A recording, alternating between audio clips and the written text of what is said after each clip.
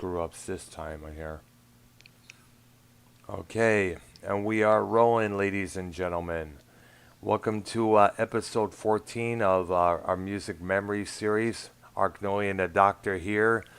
And tonight we're going to be taking a look at a very influential band from the British invasion scene.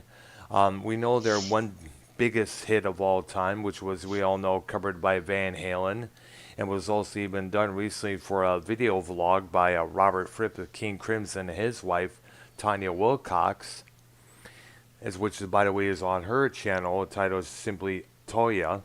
And we know this band pretty well for other songs like Tired of Waiting for You, All Day and All the Night, Lola, State of Confusion, Come Dancing, and songs like Catch Me Now, I'm Falling, Low Budget, other songs there that they have done other than the one we already know, of course, which is You Really Got Me, which I mentioned, of course, was covered by Van Halen on their first record there. I'm speaking of Ray and Dave Davies and their group, the Kinks. And apparently they are still together, I think, but yet it just hasn't been active since 1993, I think. So that's when their Right. last album came out. It was called Phobia. Yeah, it's kind of funny because this group is not metal, but it's what I guess you would call hard rocking compared to what else was out about then. Yes. But if anything, it's a precursor for metal, but it's not metal. Yeah. It's kind of a look at what could be done with guitars and heaviness. That's right, yeah. Now, according to the Wikipedia that I have here, they gave its last performance in 1996 and broke up the following year as a result of a creative tension between both Ray and Dave Davies. Those two have been known many times to pretty much like the Gallagher brothers in Oasis at times. In fact, it was said that you could tell when they go on stage that Ray and Davey had a massive fight before getting on stage, because you see Dave's microphone would be on the way left, and Ray's would be on the far right. So a lot of times those brothers at times don't always get along. But then again, sibling rivalry always comes along when you're in when you have two brothers or sisters in any rock band, whether it's the Wilson sisters, the Van Halen brothers, the Abbott brothers in Pantera, or as I mentioned, the Gallagher brothers in Oasis. Yeah. For some reason, brothers in the same band, they don't always get along well. Some do, but there's also examples of a lot that don't. Yeah. And I say brothers, I mean siblings. Yeah. Because that went for Ann and Nancy Wilson for the most part. Yes. Although they pretty much held it together for the duration.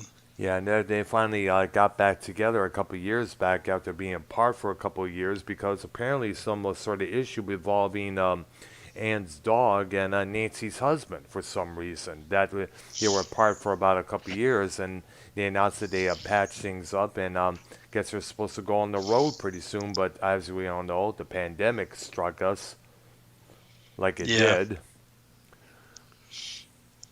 The Kinks were one of those groups that I would have dearly loved to have seen in a concert. Yeah.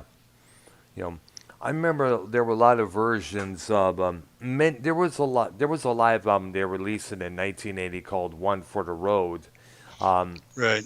And around this time, Ray Davies had started dating his what is called the rock and roll power pop nerd look, where he would wear a blazer coat, a bow tie, and a white shirt underneath with his guitar there. I guess that came as onstage gimmick for a good reason there, for a good period there, I meant to say. And he kept that going for a good while there. In fact, the live version of You Really Got Me was it was played a lot on the rock and roll radio around that year as well. Definitely. Right. And of course, we cannot forget the hits they had in the 1980s. They had the song "Come Dancin'," which was a massive, humongous hit during the early MTV years there. The album State of Confusion was a big hit on the radio. The song Destroyer was played a lot on rock and roll radio just as well.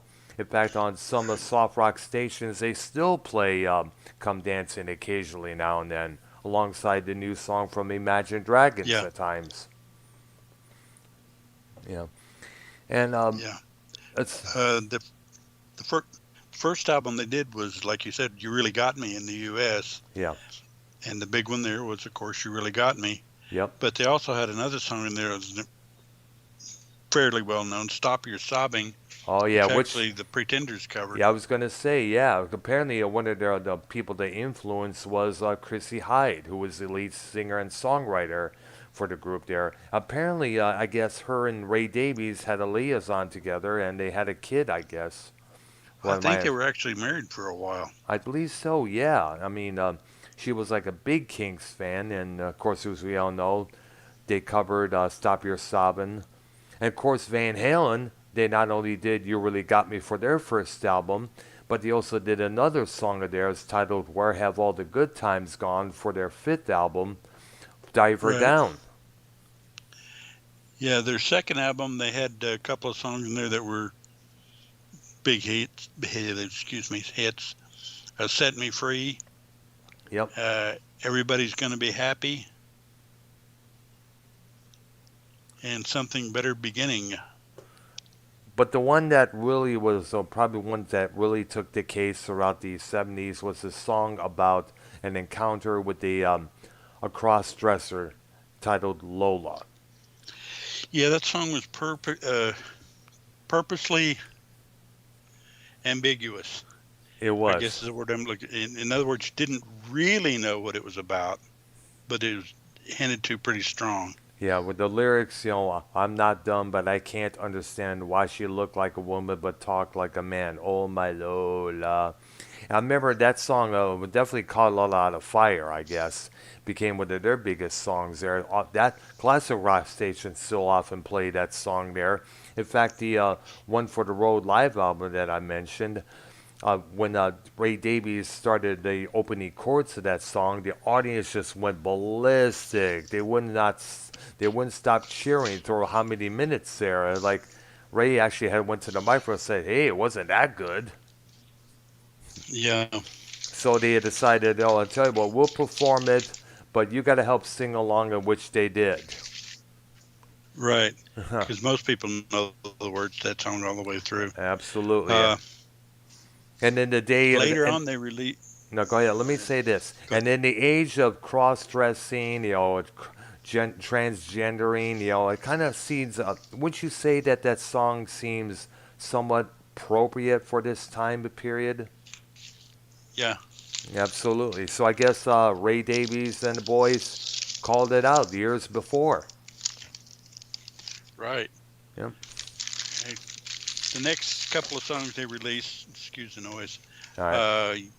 the aforementioned Where Have All the Good Times Gone Yep. and Till the End of the Day, which are a couple other pretty big songs. It's, Yeah.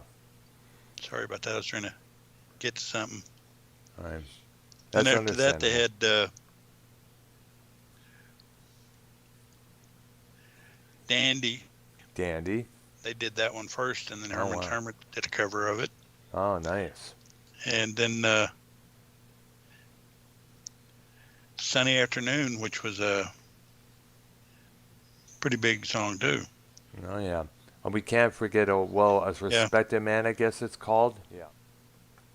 Yeah, we'll get to that one. Then another one about this time that was called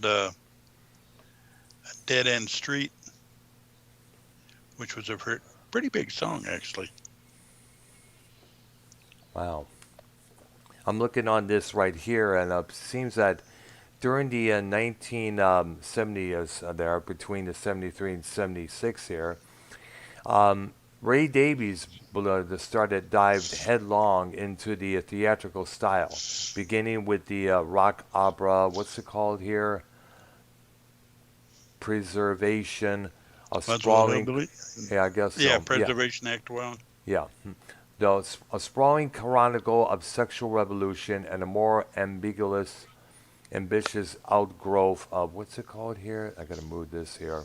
Of the earlier Village Green Preservation preservation. Society. Yes. In Yeah. conjunction with the project, the Kinks lineup was expanded to include a horn section and female backup singers, essentially configuring the group as a theatrical troupe. Now, Ray Davies at that time was having a lot of marital problems, which were beginning to affect the band adversely, particularly after his wife, Rasa, took their children and left in 1973.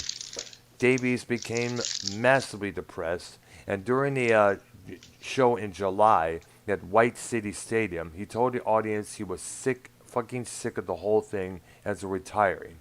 He later collapsed from a drug overdose and was taken to a hospital. You know, with Ray Davies in critical condition, plans were discussed for Dave to continue as a frontman as a worst case scenario. Ray did recover from his illness as well as from his depression, but throughout the remainder of that incarnation, the group's output remained uneven, and their already fading popularity declined even more. You know. Okay, I got some more '60s stuff when you got that. All right, go ahead, man. Tired of Waiting for You. Yep, as I mentioned, yeah, yep. They did a cover of Louie Louie. Uh huh. They did a little, it's only a minute and 28 seconds long, instrumental called Revenge that was on their king-sized album, which until I read about it, I thought it was just a regular release, but they're calling it a compilation album. Oh. Yeah, I got to move. Things are getting better. I got to go now. And a Dave Davies song, I'm a Lover, Not a Fighter. Yes. And then, of course, All Day and All the Night, which was a biggie. Yeah. And of course, you cannot forget You Really Got Me, which I know was already included on that one there. Well, it wasn't on that album, but it was Oh, on an really? earlier one. Oh, wow. So this is like another greatest hits like they did with the Stones. Well, it actually wasn't the greatest hits. It's just a compilation of stuff they left off previous albums. Oh, okay. So this is like getting into the other stuff there other than the stuff we know by heart. Yeah. I see, yeah. And, of course, you had Well Respected Man, which you mentioned earlier. Yep. See My Friends. Who'll Be the Next in Line. Mm-hmm. And they had another one called Dedicated Follower of Fashion, Mm-hmm. which was actually a pretty good song, big song. Yes. Now I'm looking on here. It said Dave Davies took advantage. Believe it or not, this is something interesting here. Their debut, of course, after the Van Halen cover of "You Really Got Me," the commercial reemergence gave the Kinks got that as a result of that, as well as the their cover of "Where Have All the Good Times Gone." Yeah. Another early Kinks song that had been covered by David Bowie from his 1973 Pin Ups, which is a covers album.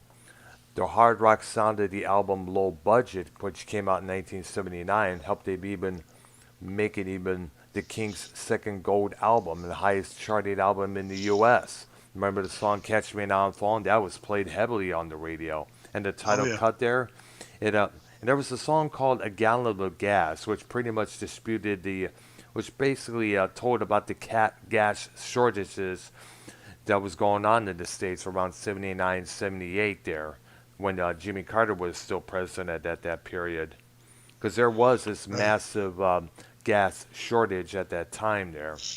I remember reading about it on the news. All these cars were lined up at this one particular gas station just to get a gallon. Mm-hmm. Yeah. Because it was also limited how much you could buy, because I remember those times too. Oh, man. That was something, man. That was way something. And Yeah, and actually, we're probably headed back for those times, but I hope not. I hope not either, man. I just hope things get better. That's all I ask. Yeah, We all are. yeah, and we shall see. I All mean, right. I'm willing to see. We all are at this point, folks. Yeah, and then their next album was Arthur and the Decline and Fall of the British Empire. There's a song in there called Victoria that was played a lot. Shangri-La, which was played a lot. Everybody liked to do songs about Shangri-La for some reason. Yeah, because people enjoy being around Shangri-La. It's a term for paradise, by the way, folks. Right. In fact, there was They a had a couple. movie out in the 30s, I think. Yeah. In fact, there was an '80s band I knew of, consisted of two men of three women called Shangri-La. I was buddies with them for a while. We're still buddy. Right. Then, of course, they released the famous Lola versus Power Man in the Underground, Hmm. which, besides Lola, included Get Back in Line, which was a good song, Top of the Pops, Yep. the Money Go Round, which was, of course, about the record industry. Uh, Their they version of did one Welcome called, to the Machine, I guess. yeah, Ape Man, Got to Be Free. Those were the notable ones off that album. That was a good album, by the way. Oh. I had that one too. I had a lot of these albums by this group. Wow, interesting. Did you ever have And did you ever get Dave Davies' solo album, a couple of his solo records? no, I didn't, which was kind of weird because as well as much as I like the group, uh, Because I remember around 1980, at the same time, One for the Road was a big radio hit. Um, Dave Davies put out a solo record. I guess it was called AFL 1-3603. And basically, he took advantage of the new, what he did, he took advantage of the new commercial popularity to fulfill his long line. It was a decade-long ambition to release records of his solo work. The rest was simply Dave Davies in 1980, which was often christened the title that I just gave him because of its cover art and its catalog number. It depicted Davies as a leather-jacketed piece of price-scanning barcode. He also came out with an album a year later titled Glamour. And I remember the song that came from the previous record titled Nothing to Lose. I remember that was a small minor hit on the radio circuit there around that year. yeah. And of And course, they then did Everybody's in Showbiz, which actually that one was a double set. Single, well, one of the singles from that was Supersonic Rocket Ship and Cellular Heroes. And Cellular Heroes is a really nice song. wow, nice there. If anybody wants to get the chance, they should listen to that song. It is really nice. It is, yeah. And then the side two of that album was a live, along with the studio. And they had Top of the Pops on that one. Let's see what else. Holiday, Yes. Muswell Hillbilly, and they closed with Lola. Oh yeah. So you got yourself a live version of Lola if you want to hear it. Yeah, but before the one that I mentioned on the One for the Road album there. And then they followed that up with Preservation Act 1, which had several pretty strong songs on it. Yeah. Uh, You got to give it though to them for coming up with some very creative album titles, just as well there. yeah, those are almost concept albums. Mm, They're very close to being concept albums, and interesting there. this is early. I mean, I say early. Moody Blues had already released Days of Future Past at this time, All which right. was obviously a concept album. Well, yeah. And then they did Preservation Act 2, followed that, and basically it was again a concept. Any details on the story there? Because other than it was just, I don't. Go ahead. Well, I'm sure there was, but I don't know where that was a 2 record set also. Oh.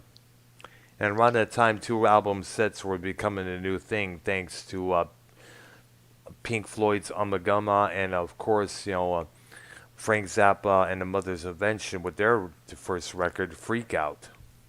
Yeah. And then they followed that up with the Kinks present a soap opera, which Oh, is yet again another uh, concept album. concept. And then after that, the Kinks presented Schoolboys in Disgrace. Mm. That another concept album? Yeah.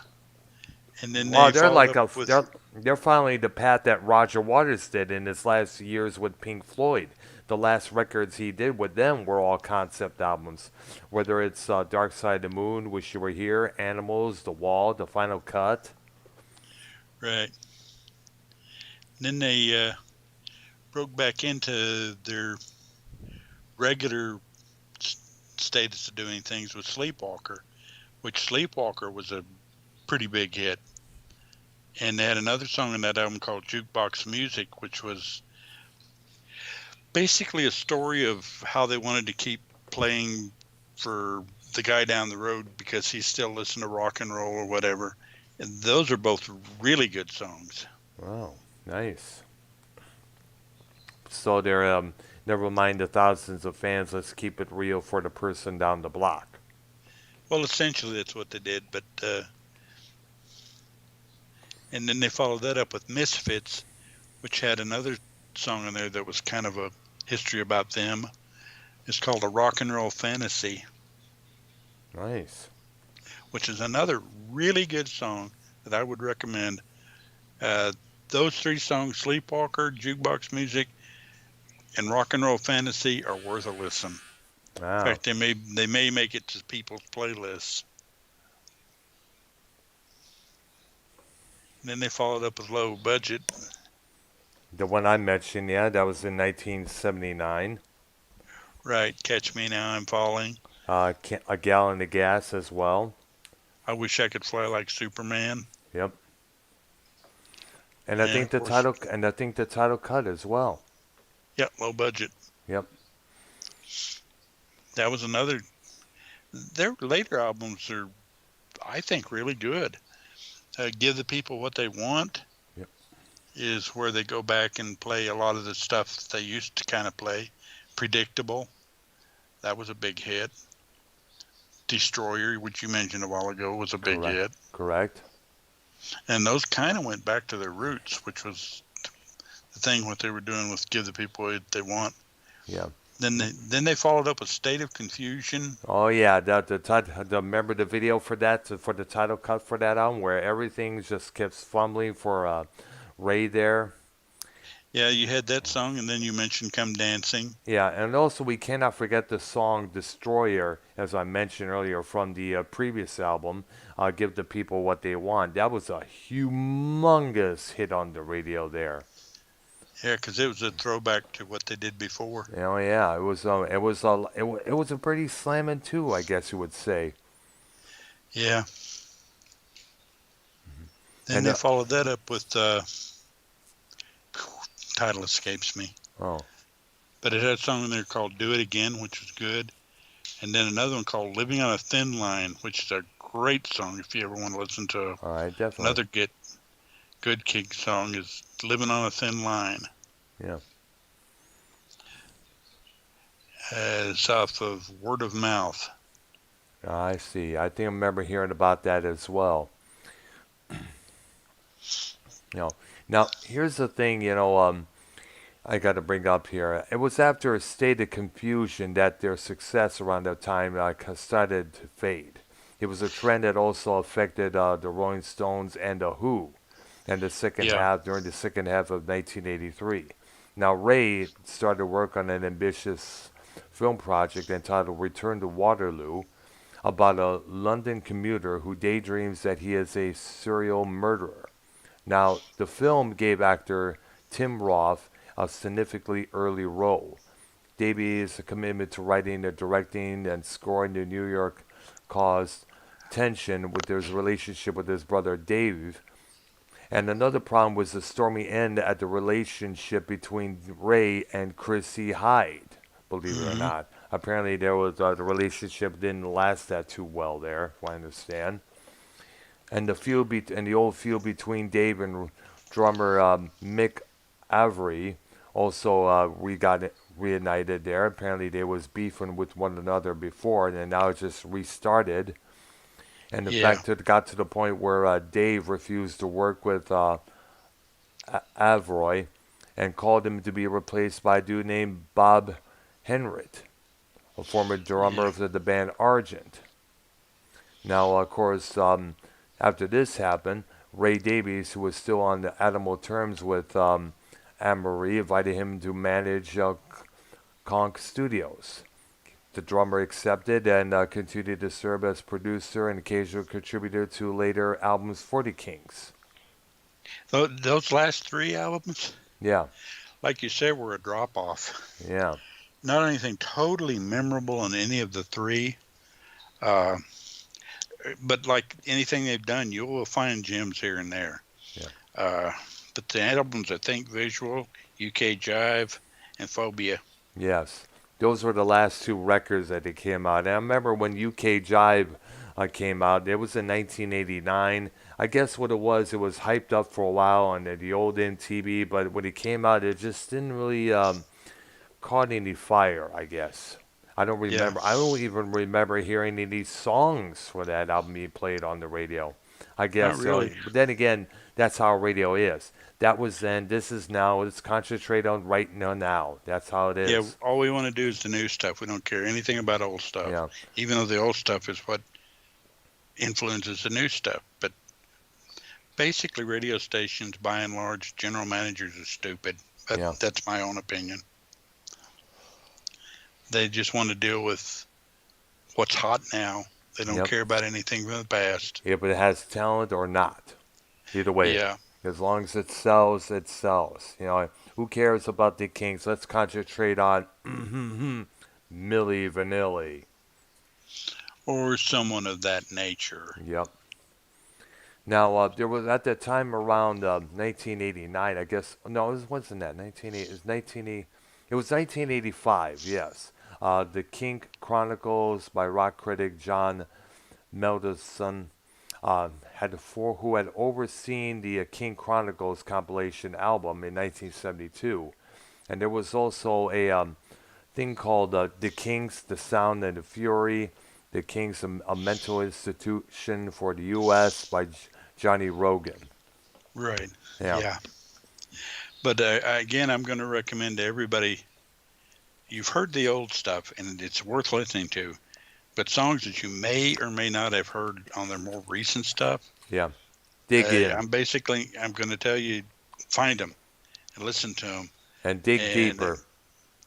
I'm going to mention again, Do It Again, Living on a Thin Line, Sleepwalker, Jukebox Music, Rock and Roll Fantasy. Those songs are definitely worth a listen. All right. And there's another one, I just can't think of the name of it off the top of my head. Another album? But no, another song Oh, off one of those albums. I see. Now, according to the biography here in around 1986, they signed it with MCA Records for the States and London Records in the UK.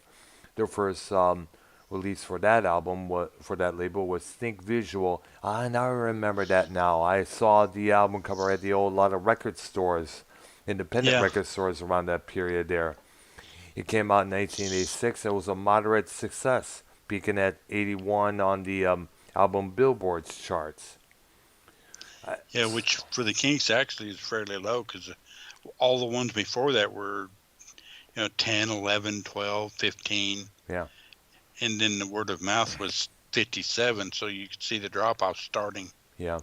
Now the song "Working at the Factory" from that release, concerned the blue-collar life on the assembly line, while the title cut was an attack on the very MTV video culture, which the band had profited earlier in that decade. Right. They followed that album with another live album titled "The Road," which was a mediocre commercial and critical performer.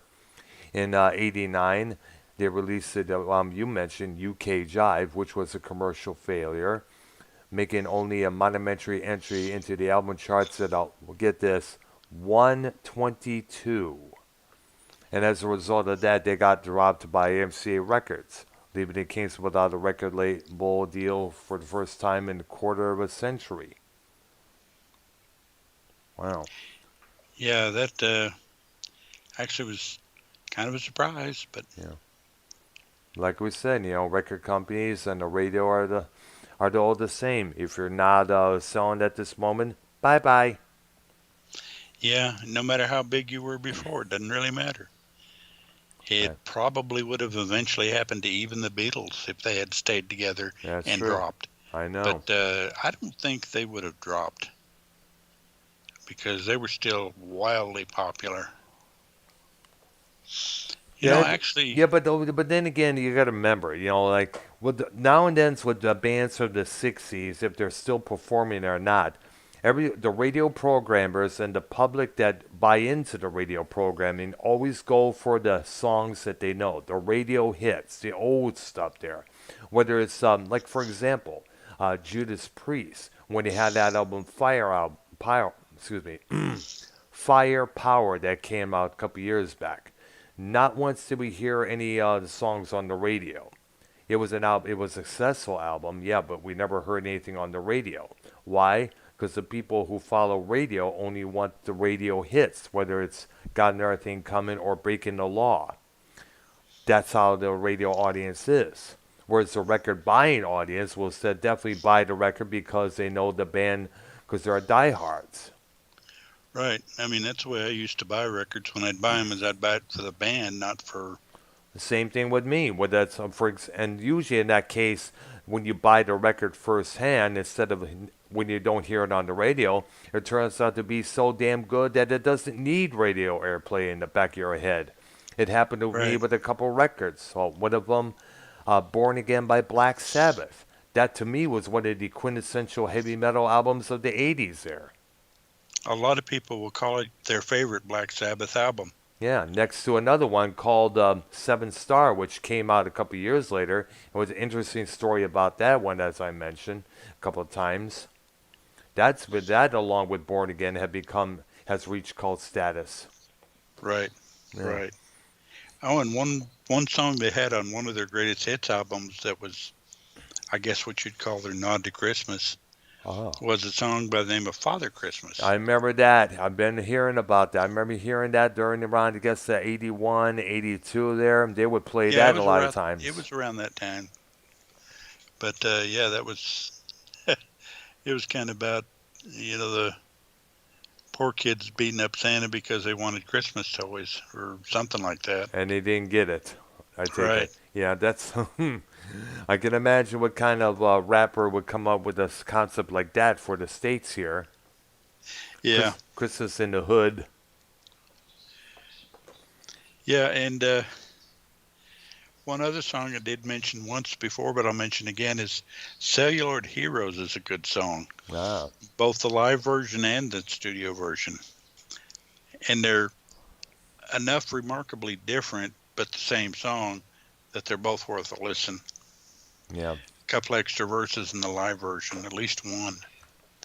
And basically, the song's about the movie stars he grew up with. That's right. Now, And it's a good song. I hope you're writing this stuff down because you need to listen to some of these. yeah, we're talking about to all the people out there just as well, definitely.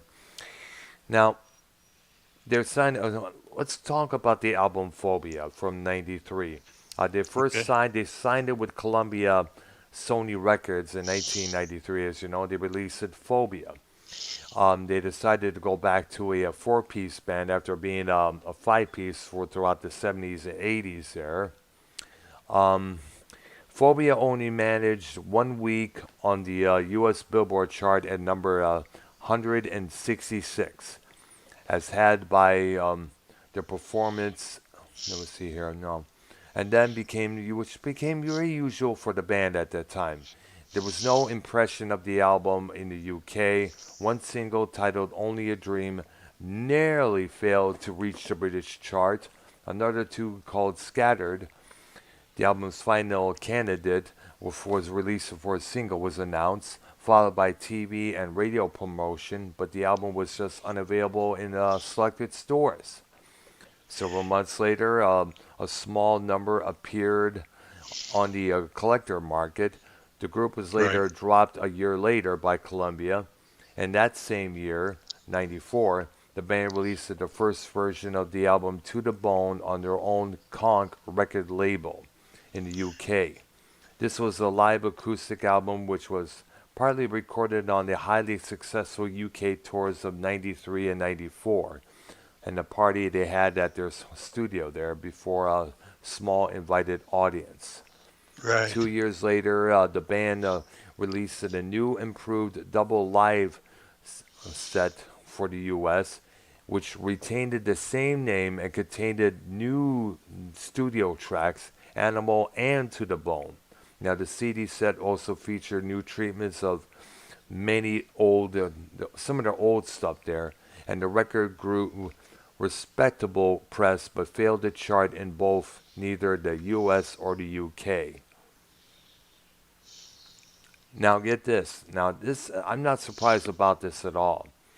The band's profile did rise again considerably throughout the mid 1990s as a part of the Britpop boom.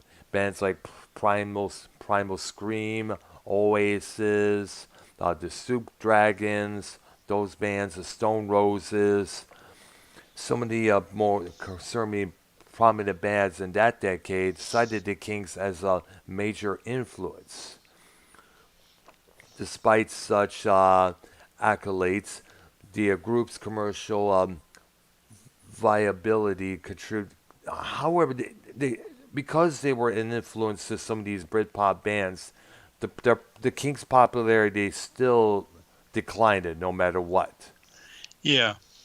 They became very less active. Now Dave and Ray Davies pursued their own interests, each one releasing an autobiography. X-Ray was the title of Ray's book there that came out in '95, and Dave responded with his memoir Kink, which came out a year later. The Kinks gave their last performance in mid 1996, and the group assembled what would be turn out to be their last time together. It was a party for Dave's 50th birthday. Um, Dave Hillman, their historian for the group, stated that the symbolism of the event was impossible to overlook. The party was held at the site of the brothers' very first music endeavor, the Clissold Arms Pub, across the street from their childhood home in Fortis Green in North London. Right. Yeah. Now, as we know, Dave and Ray have had a lot of personal differences and this was between '98 and 2007. Hmm. Now, now, according Yeah, to, and this is a very strong group, in yeah, my opinion. And like you said, a lot of groups have been influenced by them, yep, and they were kind of a precursor for the heavier songs that were coming because they their songs were heavy. very heavy tunes up there. I mean, the songs on Low Budget and State of Confusion, Give the People What They Want, are also state just that as well. It was rock Yeah, and roll, but was with the more heavier sense there. it was a harder feel to it. Now there was talk of a reunion, including an aborted studio reunion of the original band members would have emerged in '99, but neither Dave nor Ray showed much interest in playing together again. Now former members, Mick Avory, John Dalton, and John Gosling had regrouped in 1994 and started performing on the oldies circuit alongside Dave Clark as the cast off Kings. Kind of like one of Uh, those tribute bands. yeah, that's more of a tribute band than it was the Absolutely. Kinks. Absolutely. Well, of course, it won't be the Kinks without Ray and Dave. That's for sure. No, So that's no, why they had to go any off. any version of the Kinks has to have those two to Yeah, be the Kinks. absolutely. So what we got here is what they call was a knockoff tribute group. Anytime it has a band name with somebody else in the featured line, you know it's a knockoff. You know it's a tribute group. We've seen it many times before with the Turtles, with Flo and Eddie, John The Kay and Grassroots. Stebble. Yep.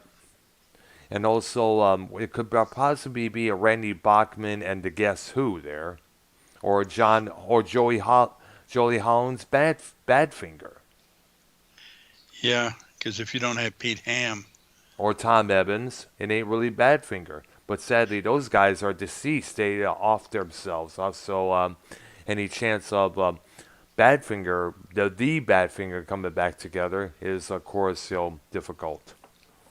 not going to happen. No. But that pretty much will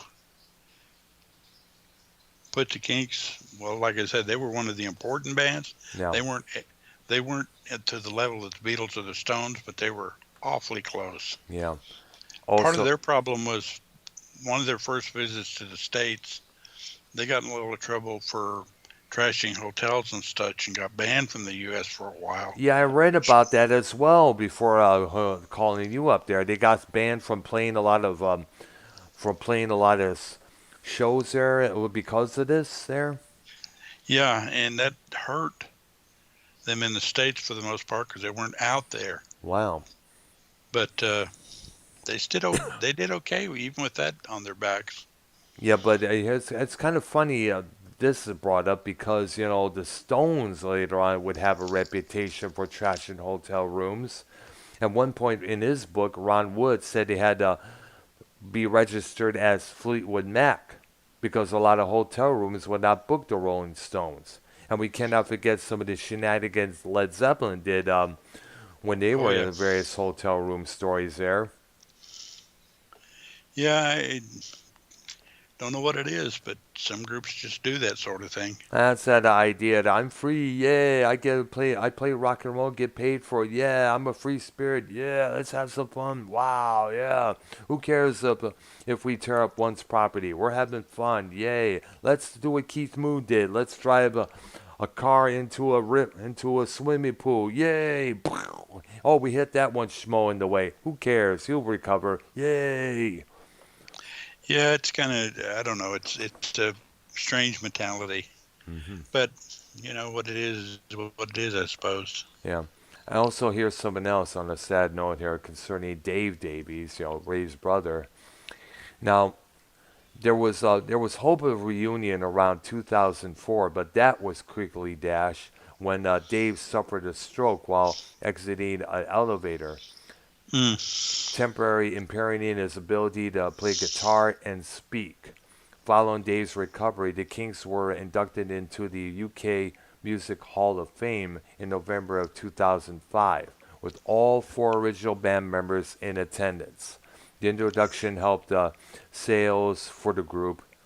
In August 2007, a re-entry of the Ultimate Collection, a compilation of their material spanning their whole career, reached 32 on the UK Top 100 album charts and number one on the UK indie album charts there.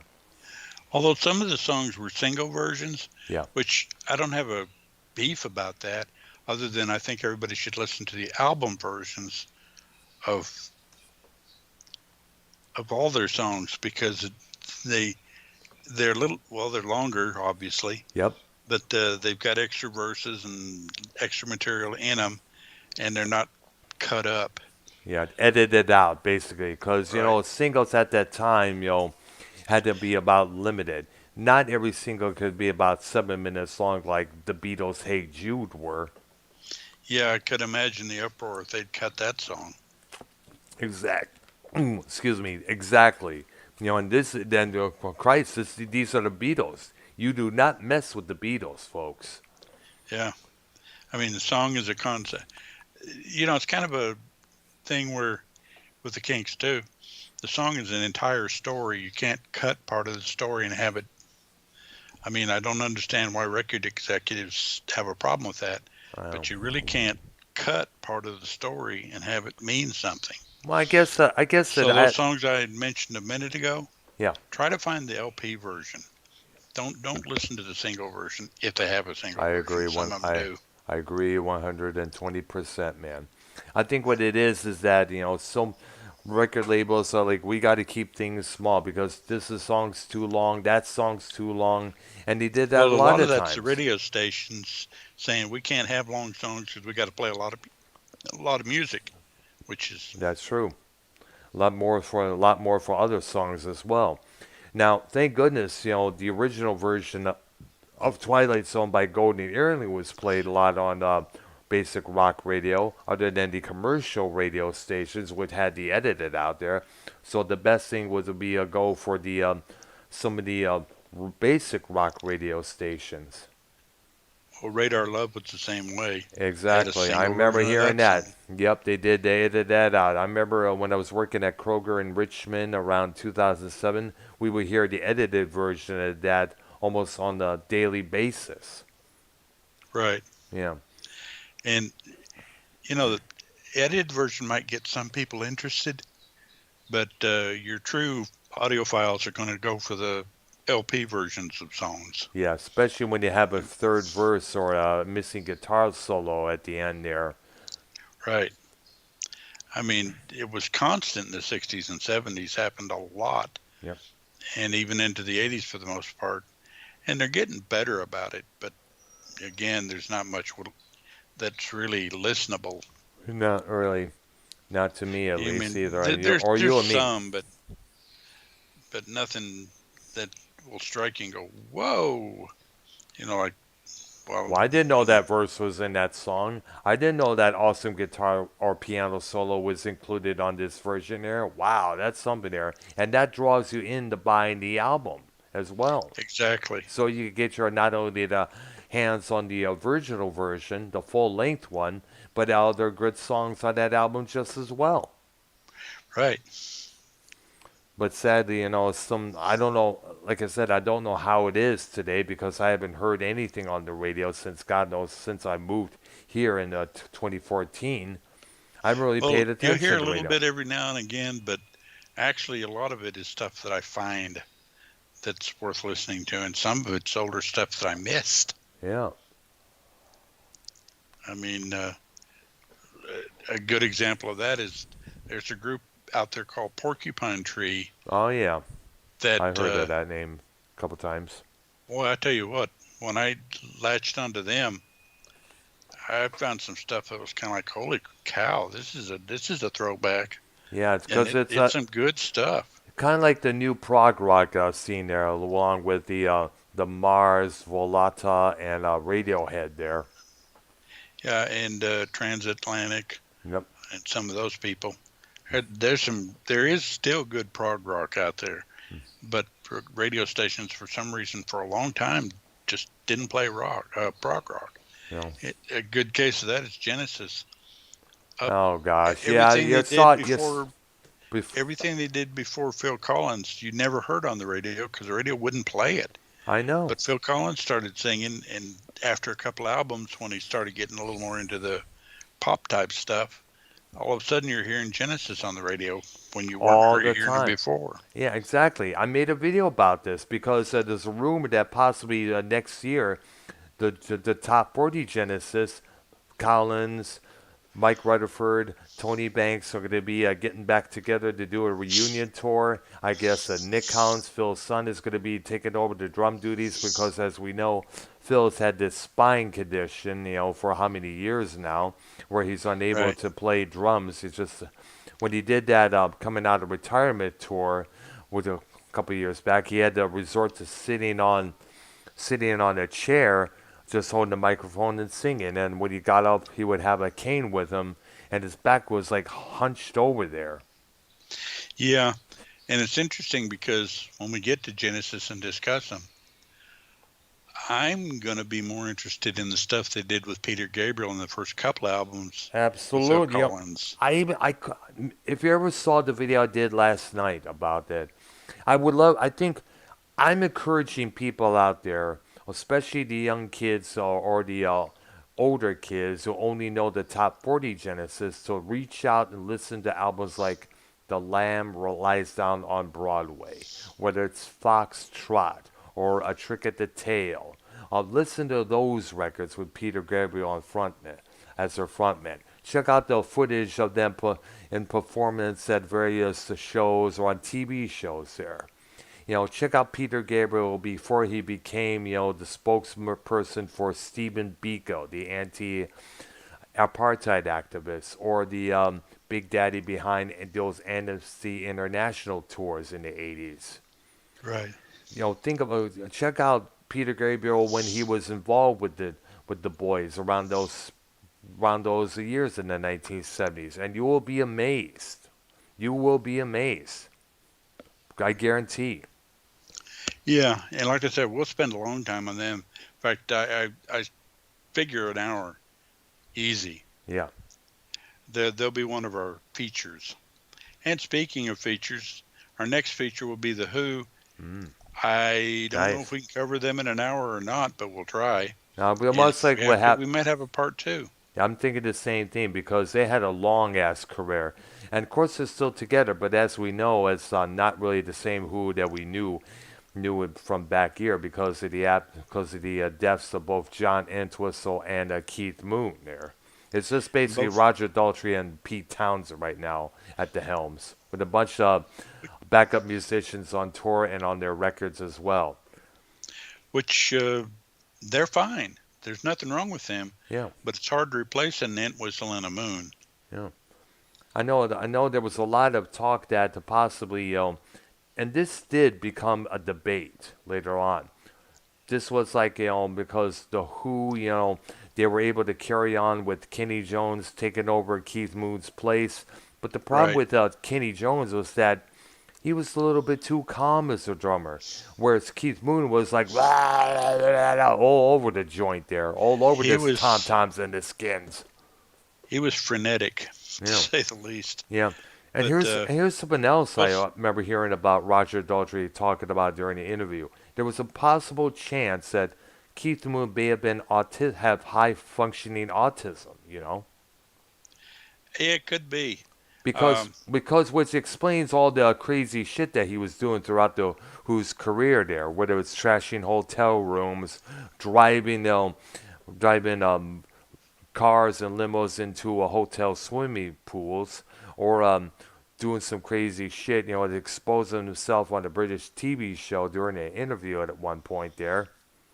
Or sending up a little bomb inside his drum kit on the Smothers Brothers TV show appearance. Oh, yeah, that contributed to Townsend's hearing loss, believe it or not. Yeah. that was something there. And if it's to say that along with Townsend's guitar smashing and attitude, the songwriting that he had, along with Moon's antics, I guess if it's to say that the Who were probably the first proto-punk band, way before the MC5 and the Stooges there. Yeah, it's funny how many of these bands are precursors to what came later, and they influenced it. Yeah. I mean, they're not, like the Kinks are not a metal band. No. But they are darn close. Yeah. And the Who are not a punk band, but they are darn close. Very darn close, especially when you consider, as I mentioned a couple of times, Pete Townsend smashing Abby Hoffman with his guitar during their Woodstock performance. Yeah. And at that time, it was all peace and love, liberalism and all that. And here comes this British rock star smashing one of their activists on the head. Yeah, he didn't make him. And stating the fact that all these people was living in mud, made him sick there. Yeah. So they were and here's something else. Even though they were presented with a $1,000 check to them to perform at Woodstock at around 3 a.m., they did take the stage, but they were still balking about it. Yeah. Well, when we get to the Who, we'll discuss all that because, we'll get to them Monday. I thought we were doing our movies Oh, on you're Monday. right. Yeah, Tuesday. Tuesday we will take a look at the Who, definitely for sure. I'm not sure what movie we're going to go, unless we want to do Battlefield Earth. Oh yeah, we could probably talk definitely. Let's talk about that. That's for sure. I, we got to have a good time with that one. If you guys want a real laugh, we, you need to see that movie. You need to But see it out. I remember seeing it at the City Club TV back in Detroit, Michigan. Of course, the City Club was a big nighttime spot for me around that period. I was like, are you seriously? I mentioned this so many times. John Travolta as an alien, with monster-looking alien, but with Vinnie Barbarino's voice. yeah, that movie. Well, we'll talk about that movie. It it was a definite trip. Yeah, And then of bad course trip. Tuesday we'll talk about the Who. Yep. Wednesday, TV show. Number TV show? Let's see. On the Family. Mm, not yet. Okay. Let's do. Well, I was thinking another anthology of some sort, either Outer Limits or. Uh, but I want to make sure I hit one that you've at least seen or familiar with. Yeah, I remember. Yes, I remember seeing a couple episodes of The Outer Limits there. Well, let's think about that because it was good for its time too. Absolutely. You know what? I say screw it. Let's do The Outer Limits.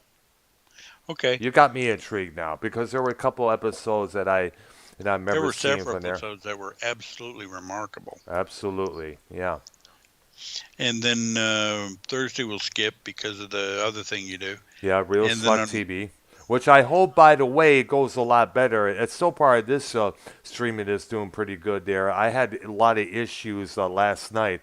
Apparently, this little thing kept popping up on my OBS. There's not enough, space in your disk there. So what I had to do is I had to eliminate a lot of stuff that was in my both my download files and my video files there.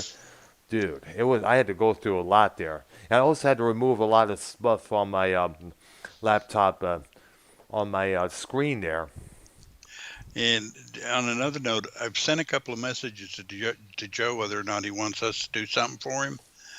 And then I've also, well, I haven't sent any messages, but I know you were going to talk to JB because Yeah, we're he at supposed one to point do. was one. Yeah, so he said last time I spoke to him was last night when Bullfrog, found out he was now replaced by JB for Joe's Honestly podcast for his Patreon. Bullfrog was not happy about that. Yeah, You, which I you was listen, surprised to see that Bullfrog was even on that show. But I'm surprised they even worked together. yeah, And when you when you listen to the way Bullfrog acted when he got the news and called in to protest, you was yeah, I may have to oh find that. gosh! Oh, it's definitely on. It's on the Joe Cronin Show channel there. Definitely look it up. It's Out of Nowhere. It was his last. It was episode with Out of Nowhere where JB calling in. He was doing his gaming stream at the same time there. Okay, yeah, I'll look for that then and see if I can give it a listen, see what All right, happened. absolutely there. Definitely. You'll be tripped out at the way Bullfrog, that idiot, it was acting that night. Yeah, well, is what it is, I suppose. Yeah. All right. But and then Friday, I'm figuring that the Who's going to take 2 hours, so I'm figuring we'll Absolutely. I agree have and the Who more. again because, heck, when you just talk about Tommy and Quadrophenia, that's going to take a lot of. That's going to take a lot of discussion as well because I consider Tommy, a pretty good success story for anyone who is mentally handicapped. Someone who is either blind or deaf, is still able to make it big at something. It's kind of like an inspiration when you think about it there. Yeah, and it's a like you said, it's a nice little story. Yeah, It's a follow up to well, we'll talk about it when we get to the Who. gotcha. Um, but at any rate, I guess we are done with this particular episode, Of the and Kinks. we'll go on to Battlefield Earth Monday, the That's Who right. on Tuesday and Friday, and Continuing with the Who on Outer Friday. Limits on Wednesday. All right, and more of the Who on Friday there. Yeah, because there's no way we can cover that group in an hour. That's right. I mean, we had a hard time with the Kinks, and they didn't have near the material. That's true as well. But by the way, we should advise everybody to pick up the songs and the albums that we mentioned here, and go check them out. Definitely. Yeah, you'll be amazed at those 5 or 6 later King songs I mentioned. Yeah. If you haven't heard them, they're great songs, good stories. I mean, they're worth a listen. All right. Definitely. So that'll be it for for this week. There. This has been episode. Let's see what damn episode 14 of Right. Music Memories. We look at the Kings, and this is Arknolia and the Doctor. And for Arknolia, Stroke of Bean, and myself, we will see you back on Monday afternoon, 7 p.m. Eastern Time on the Arknolia Stroke of Bean channel and the Dr. Earl W. Brown channel. And you guys have a good one, all right? All right, and we'll talk to you guys later. Bye-bye. Bye. Yep. Pretty good episode there we did, man.